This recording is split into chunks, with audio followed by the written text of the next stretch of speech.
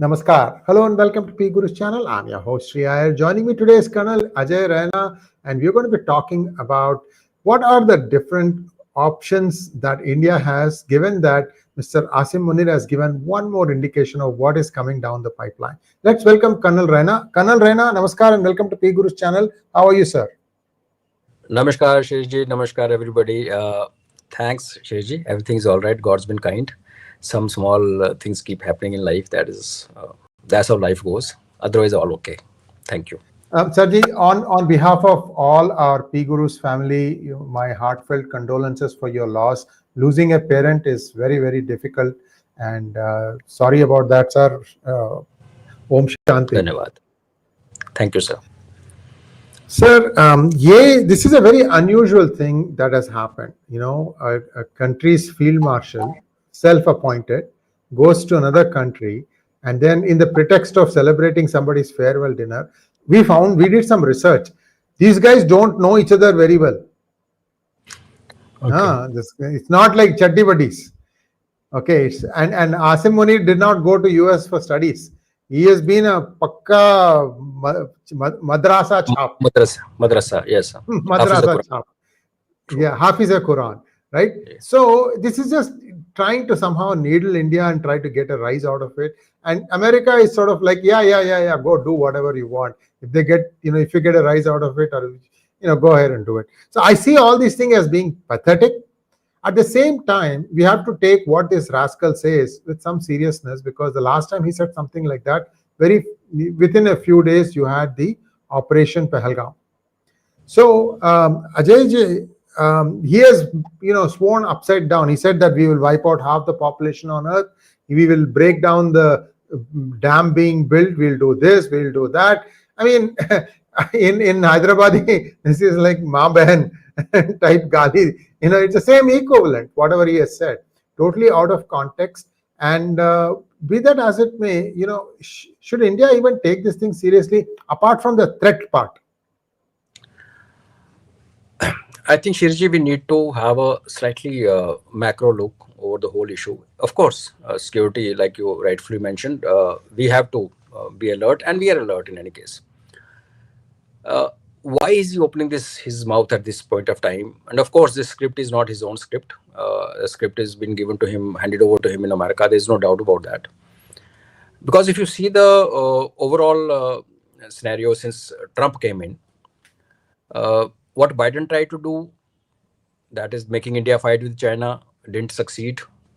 Trump walks in, and India and China, they hug each other and pull back their troops. Worst thing happens. At the same time, thereafter, of course, when Pahalgam happened, what you mentioned, and I hope that nothing of that sort happens again, because we are expecting something of that kind, not really a picnic spot being targeted, but some kind of damage. And I only wish and pray to Mahadev that it doesn't go beyond a point. Pahalgam was, of course, very, very painful. So Pahalgam happens, then he tries to get ceasefire drama done, and in that drama we oppose him and we say, no, you never spoke to us. But Asim Munir gets up and he says, okay, thanks for stopping a nuclear war, and I recommend you for Nobel Prize. So what is actually happening actually is, if you see the thing is that Trump has been he's upset. He was upset during the first press conference when Modi ji went to meet him after his election. He didn't receive Modi ji as a ritual. Generally, the thing followed in White House is that Trump comes out and receives the visiting dignitaries. He didn't do that. When Modi ji went to White House, he actually walked in alone into the door. So there were indications that something was, and then there's a background that meeting which got cancelled with Kamala Harris and Trump before his elections when Modi ji was there. And since Kamala Harris somehow couldn't come for the meeting, or that meeting got cancelled, Modi also cancelled Trump's meeting, because he was no one that time, nobody, not even like we have LOP here. So right. Some personal grudges, then some China fixation, and India didn't play up, and then China and India joining hands, and then this Noor Khan, some damage, which is again even now is debatable. But before Noor Khan damage, there's a crypto deal happening in with Trump's family with Pakistan, and then assurance being given that, and the statement made that time was that there's $1 trillion worth of rare earth and what do you do that when you have a Bitcoin? You dig out that thing. Mining. Yeah, potential worth $1 trillion in Pakistan, and Trump is not a person who will actually go into details and check. So these things, but one thing which stands out is while Bharat looked at Trump as a person who's now coming out as erratic, unpredictable, who's not really bothered about diplomatic norms, and we stood by our ground. If you see Rajnath Singh's statement yesterday, Nitin Gadkari's statement yesterday, is the first time India has started replying back. India has started referring to somebody as one who's trying to be boss of the world, somebody who's doing dadagiri. These are the words Indian leadership has never spoken, not even when things were going very, very bad against China, even Maldives, never, now in Bangladesh. So that tells us one thing, that in the mind of senior leadership of in Delhi, and which you and me will never know probably, not at least in today's time frame, they have understood that Trump is not going to be a friend. So Trump is taken a path which is not going to be friendly to India. But same time, let's grant devil is due. Pakistan has dealt with Trump in a different way.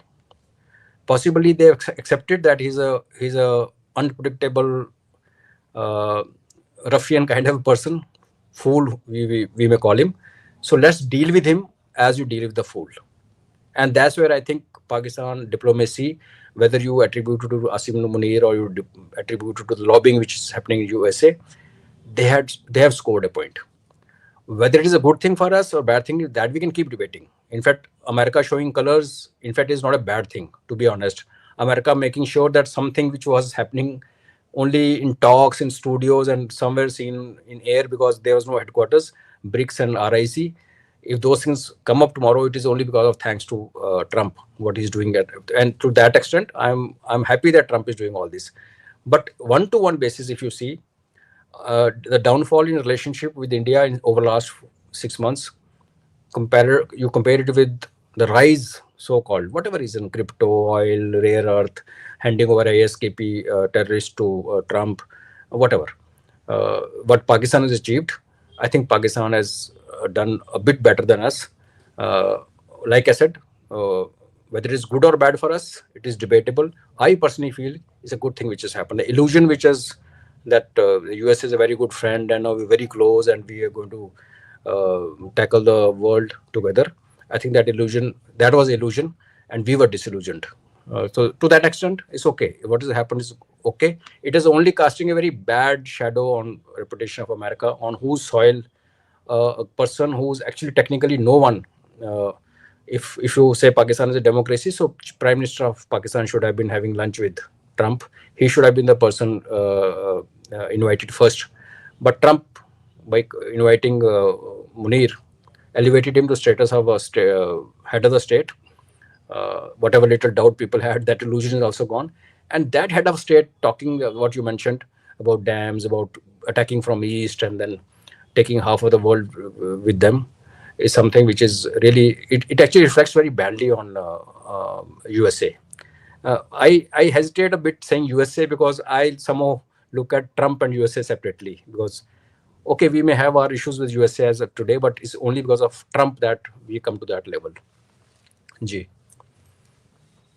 Yes, indeed. So right now, with the 15th August meeting coming up, the rhetoric is building up. For example, I think US is trying to make some sort of a gesture to force people who are buying oil from Russia to say that we are going to stop buying oil from Russia before the meeting on the 15th. Because now I see that Dandora petifying going on. For example, today Zelensky calls Modi, and I'm sure he said the same thing. These are all ways in which he's trying to, this is beyond wolf diplomacy. This is crazy diplomacy. Now, mature politicians who are looking at their own careers, their futures, they can't really respond to this rhetoric to rhetoric. And India has, and I put out a video in the morning, viewers, you might have seen it. It has reduced a little bit of its purchases from Russia for September, October. And there are reasons for that. Cost of crude is going up, and there are other people who are giving it cheaper. So India is going to go with the other cheaper person. Now, what is not told here, and I'm going to share some, trial balloon kinds of things here, is that what was the reason for the visit of Ajit Doval to meet Putin? Because he met Putin. He didn't, he might have met other people. He is, a national security advisor. He has met one-on-one with Putin. So there was a message that was carried. What do you think was the reason for that? And there is a follow-up meeting of Dr. Jaishankar that's going to happen probably in the next few days. So if you think about it, he goes with a message. Putin has a response for that. That response comes back to India with the wall. And now Jaishankar goes back with India's counter, something like that. Sort of like, where do we meet? That kind of stuff. Now, how do you see that? Because I'm also hearing that Russia was unable to give supplies for the S-400 when Op-Sindur was in full flow, because they themselves needed it for their own things, perhaps. I don't know. And they have only delivered 3 out of the 5 S-400s that India has placed order on. So, yeah, as much as you can blame US that, look, you didn't deliver on these things, Russia also is behind on some of the deliveries. So, unravel this mystery for us. What was the reason for Doval's visit? Was India trying to get an even more aggressive per barrel crude price from Russia than what they are getting now? And if so, that's what, then the message would have come from Putin, and, this goes back. I don't know. I'm just trying to make sense. Over to you. Yeah, that's what I said earlier, Shiriji, that for the first time, Indian leadership is showing kind of aggression and using terms which we never used. And the reason for that, which to a layman like me will appear, is that leadership has made up his mind, or they're very clear that America is not going to give any kind of loose rope. It's not going to compromise under Trump. So if that be so, and if we are really actually today, now we're getting serious about BRICS and RIC and other currencies, then of course something had to be done. And in this world where optics matter a lot, it's not only Doval went and met, that of course he met Putin. He also announced sitting there that Russian president is going to visit India very soon. Now, yes, this is something which is not in his domain. Actually speaking, it should have come from Minister of External Affairs or somebody else. But maybe because same day the announcement of 15th August meeting also happened. Probably India thought that what happened that day on 10th of May shouldn't happen, that Trump makes a statement ki, okay, I invite President Putin to come and meet me in Alaska, and I also advise him go and meet friends like India and develop some goodwill. So possibly they preempted him. But this was one good indication. How I read it is that India has finally graduated to a level where it's a whole of nation approach is happening, where we really don't bother who's making what statement, why NSA should speak about external affairs. So it's one country, one mind, one thought process, and NSA sitting there makes it. And then you club it with other announcement which happens at the same time, that Modi ji is going to go to China for that meeting. Now this could have been delayed, but these announcements were made one after another. A visit which is going to happen after 2 weeks being announced, which is again unusual. So this was a statement being given. I think that, and actually on ground also how things are moving today. You see Global Times supporting India for the first time and speaking in favor of India. I don't say that Chinese are clean and we should start trusting them with दूध के धुले तो नहीं है. वो नहीं है, लेकिन we know them now, sir. We are mature enough to know that what they are. So once you know your adversary or a friend or a mix of both, then you know how to deal with them. And then if you get fooled, then get befooled, that is your problem. So it signifies to me that to counter America's gesture, see, this Munir thing came today, but before that there was a clear tilt. American Joint Chief of Staff had said that USA and Pakistan working together to make sure that there's a nuclear stability in Asian region and South Asian. I mean, that kind of thing being said and spoken, and then Trump saying Pakistan's oil will be exported to Bharat. So he was kind of being childish. So I think it was to kind of counter that or give a good suitable reply to him without speaking any word. You send your NSA who goes, meets Putin, has good camera op, makes an announcement of his visit. Then you announce a visit to China and Japan. Japan in any case is not happy with the deal, and so is South Korea. So I think this is, instead of taking on Trump one-to-one and kind of like going down to his level of language or his level of those truth posts or whatever tweets, India has chosen a method way where you do your work and let the work speak for itself. The work here, actually, I'm referring to, like what you said, Doval are going and meeting there, or then Jai Shankar, and then sudden warmth which comes up with China, because same China whose president didn't even come for BRICS summit just a month back. So these are developments being, these are the what you call it, signaling happening at a level, and it's a very mature signaling.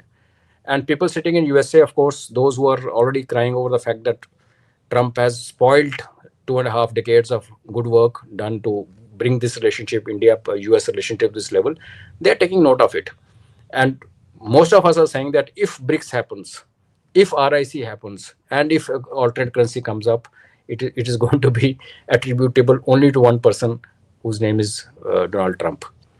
But why I always distinguish USA and Trump when we speak, I generally don't refer to them in the same this thing, because to me it appears that Trump is a passing phase.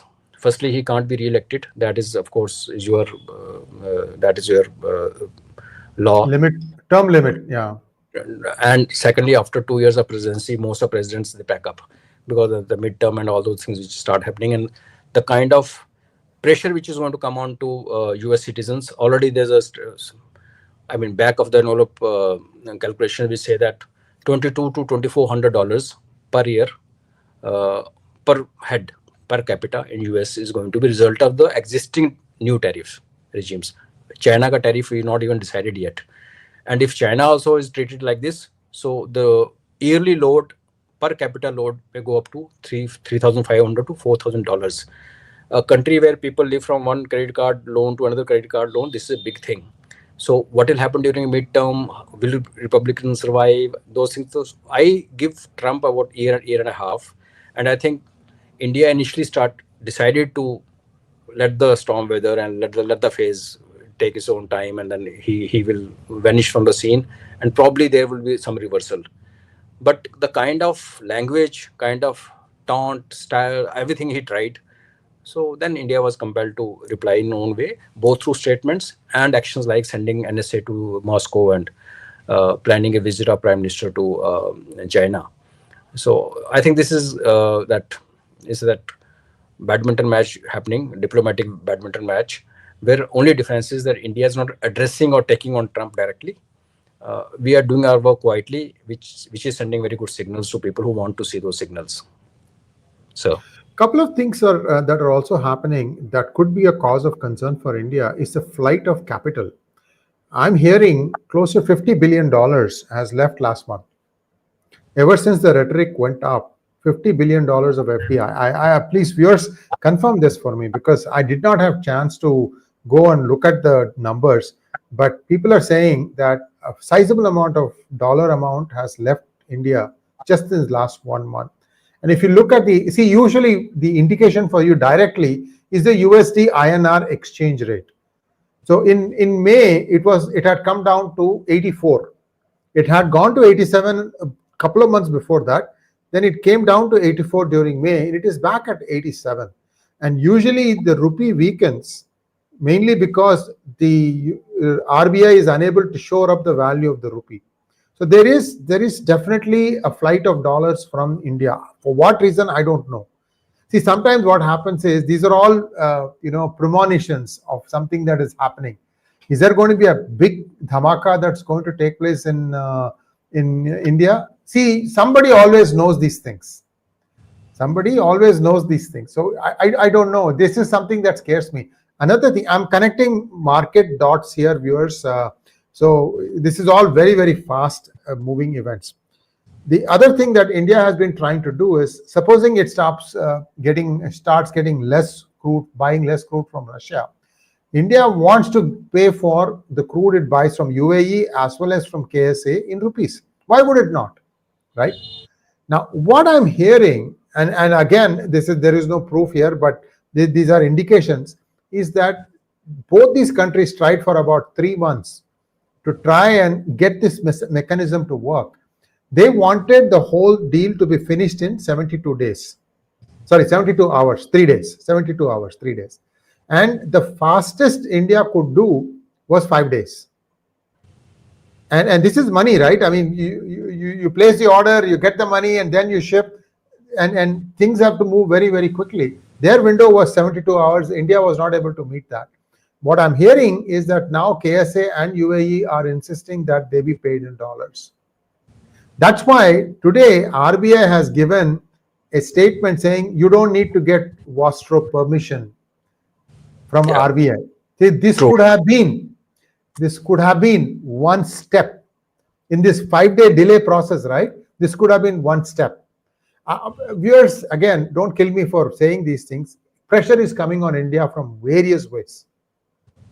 So these are all pressures also, because if foreign investment leaves, that means our current account balance comes down, and then you are forced to pay for dollars. You can't buy from Russia. Then suddenly the entire bill shifts to buying it in dollars. Your foreign exchange reserve that you've been sitting on prettily starts coming down.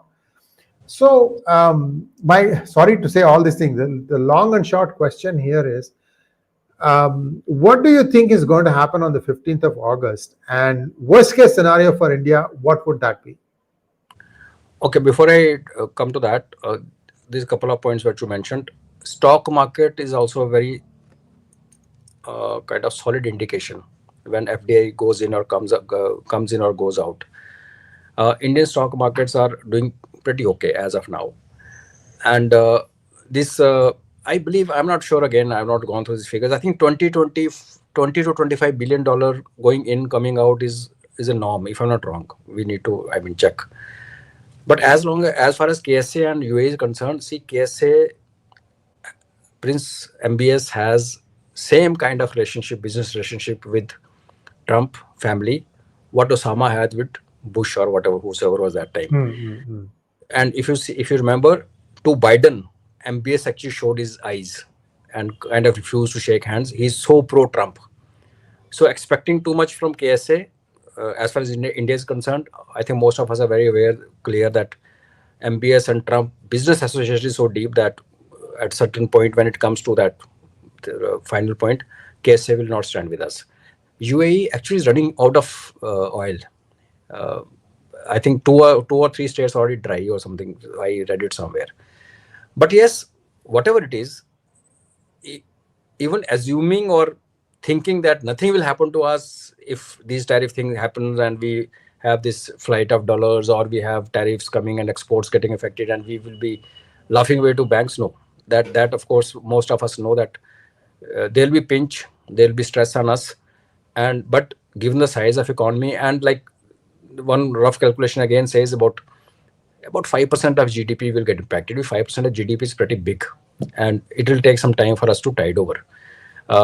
So having said that, coming to 15th August, see, you have a meeting where you don't want Zelensky. Putin doesn't want Zelensky. Now, Putin and Trump, Putin is Putin. He is very clear what he wants. He was very clear the day he invaded. He was also very clear when US did regime change in Ukraine in 2014. So he's not going to budge. Trump has no direct stakes to play, and he can say yes to anything. If he says, I want to keep Ukraine landlocked, I don't want Ukraine to go for NATO ever, Trump will say, okay, my Nobel Peace Prize is at stake. Let's make peace. Will Zelensky agree? Then another issue, like what Trump tried with Modi, having called Munir to his White House for lunch, he invited Modi Saab to come from Canada and meet him impromptu. And if had that thing happened, so Modi and Trump and Asim Munir would have been sitting on same photo table and getting photographed, and that would have actually given a lot of kind of boost to Pakistan. So Modi didn't take the bait. So I'm sure there's a murmur that there's a possibility that Zelensky may actually be parachuted into Alaska. If that happens, we may actually see Putin walking out or refusing to come. There's a possibility, because Zelensky will not, if he agrees to what Putin wants, so Zelensky will probably be shot dead by his own men the moment he lands back. So I don't have much hopes. If Zelensky is not there, it will be foolish to hope that there will be a solution, long-lasting, unless until, of course, they eliminate Zelensky and which people are capable of. That is another possibility. Otherwise, if Zelensky stays and Russia, having made so much of so-called human sacrifice, having damaged their own economy, having done whatever over the last 3 years, Putin is going to give in. And Trump is talking about exchange. I don't know what exchange he's talking about. Putin has taken almost 10 provinces of Ukraine. And what has Ukraine taken from Russia, which they are going to exchange? Either he's like when he said 1 million Russians dying in battle and only 80,000 Ukrainian dying in 6 months. So that showed how shallow, either he's shallow or he's being misfed, whatever. So I don't have any hopes. I don't have much hopes. Nothing is going to come out. If at all something comes out, I don't think it's going to last. It will be like Gaza ceasefire, 24 hours, you return the hostages, this and that. And Putin has no reasons to bend. And if it doesn't bend, why should Zelensky, who again has reasons to, whatever maybe his belief system, whatever corruption charges, that is his personal issue. The thing is, he's also fighting for a cause in his mind. He will also not back down. UK will not let Zelensky back down. And in that, what is the status of Mr. Trump? I have my own doubts. Let's not ignore UK, who's not on table, but who's one of the biggest spoilers of any peace deal happening in Ukraine. So very true, very true, very true. And we know that UK has also got a big deal for the access to all the mineral wealth of Ukraine, so in exchange for whatever money they have plonked there. So very interesting meeting coming up. Let's wait and see. And I know that Modi is going to say India first in his speech, in Independence Day speech. That will go before the meeting because it will be still 14th there. Yeah, when it's 15th morning here. So it's going to be interesting. Just stay tuned. Around 15th, a lot of things are going to happen, viewers. Let's go to some questions, Kanal Saab. So first question from Raju Nair. Munir plans to nuke 50% of world's population. India's population is 18% of world's population. If all Indians are nuked, which other countries adding up to 32% will he be nuking? Mr. Nair, let's understand his psychology. A Punjabi Jarnail we call him. For him, Pakistan is only Punjab. Punjab is Pakistan, Pakistan is Punjab, and Pakistan is Punjab. Balochistan, Sindh, KPK, POJK don't matter to them. So if that be so, General Saab's world is only Punjab. So when he says half of the world, he actually means Lahore and Islamabad getting evaporated. Don't worry. He's not talking. He doesn't have that kind of vision where he's going to take world population. His world is limited to Punjab or Pakistan, and he knows these cities will blown up. And if you add Islamabad to that, Rawalpindi to that, the whole world is gone for General Munir. Shyam Tarun wants to know, this is for me, you are closely engaged in the US politics. I'm curious to learn why the USA feels it should stand with a country that supports terrorism. Do US citizens understand the atrocities done by Pakistan? Yes, many of us are complaining very, very loudly also. And we have also mobilized many of our politicians who are representing us in our constituencies. It's going to take time. This is all coming as a surprise because everybody thought Trump was the lesser of the two evils. I'm not saying he was good, lesser of the two evils. And even that has some, interesting plans up his sleeve. I think Trump is, paving the way for his next generation to enter politics. For that, you need money. I think I rest my case there. Steve Witkoff is believed to be his bagman. Magnet Ranga wants to know, Namaste, with new closeness between Trump and Pakistan, can Bharat continue Op Sindoor? Of course, this is actually the time when India must resume Op Sindoor before those so-called closeness becomes intimate. What can US do today? After having imposed 50%, let him impose 50% more, make it 100%. That's it they can do. Military intervention from USA, if India goes after Pakistan, is not expected.